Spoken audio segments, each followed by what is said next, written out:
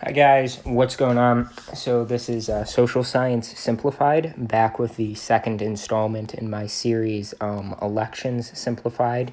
And today we're going to be doing the 2016 presidential election, which saw Hillary Clinton, a Democrat, face off against Donald Trump, a Republican. So this is the second episode, obviously, of my Elections Simplified series. And so I kind of wanted to go over what I'm going to be doing with this. So I'm basically going to be going back, reviewing, and going over, simplifying all of the elections all the way from 2020 to 1789. So that's what we're going to be doing on the channel over the next couple of months.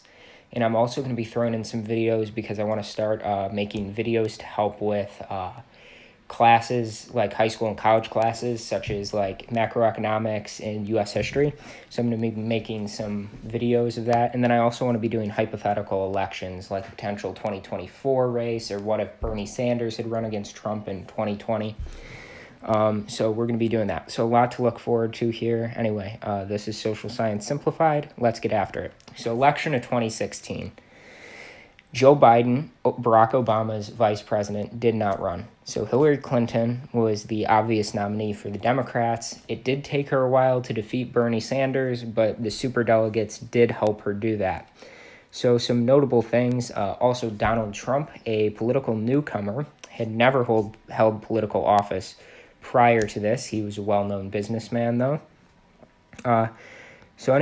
Also some independent candidates, Gary Johnson of the Libertarian Party, Jill Stein of the Green Party, and Evan McMullen, who was an independent candidate who did end up winning 21% of the popular vote in Utah.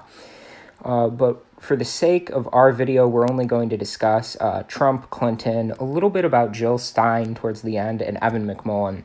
And Evan McMullen, I'm going to use that yellow color when a state is too close to call or too early to call. So let's set up the situation after all the polls had closed.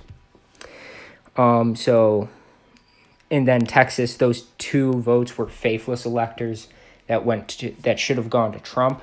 Washington, those were 4 faithless electors that should have gone to Clinton. I just can't clear those, so for the sake of time, we're just going to leave those in. So Vermont, Massachusetts, Rhode Island, Connecticut, New Jersey, Delaware, Maryland, D.C., New York, Illinois, California, Oregon, and Washington, Colorado, and New Mexico.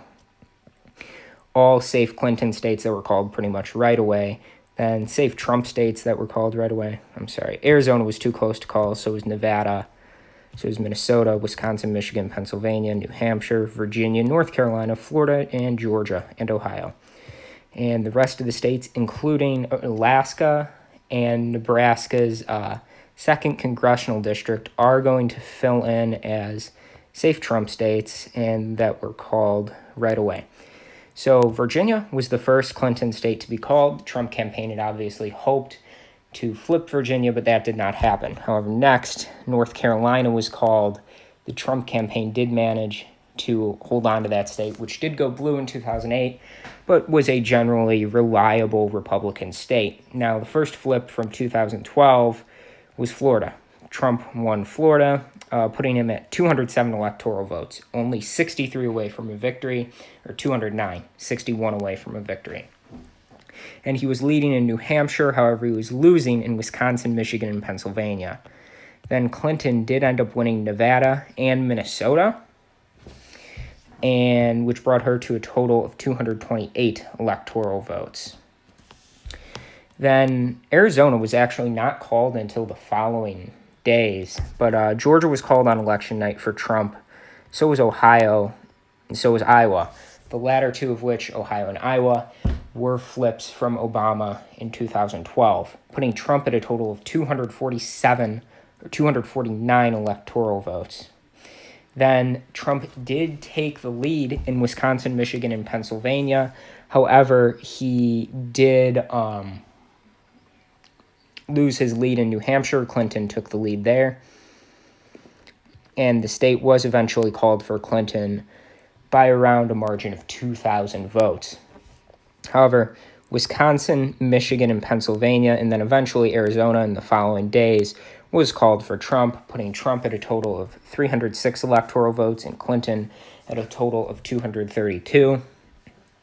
Now, what the Democrats did manage to do in this election was they managed to make Colorado and New Mexico, which were previously considered battleground states, along with Minnesota, relatively safe blue states. Now, obviously, this election was a huge victory for the Republican Party, and it saw Michigan and Pennsylvania go red for the first time since 1988, and Wisconsin go red for the first time since 1984. So this was obviously a huge victory for the Republican Party, which also maintained control of the House and Senate, although the Democrats would win back control of the House in the 2018 midterms and win back control of the Senate and maintain that control on the House in the 2020 general election.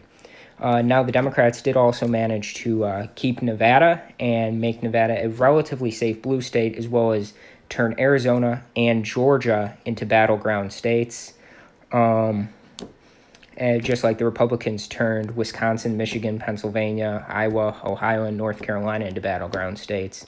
Florida, a battleground state as always. And then one more notable thing, this election did have a large number of faithless electors, arguably because it was one of the more divisive presidential elections in American history.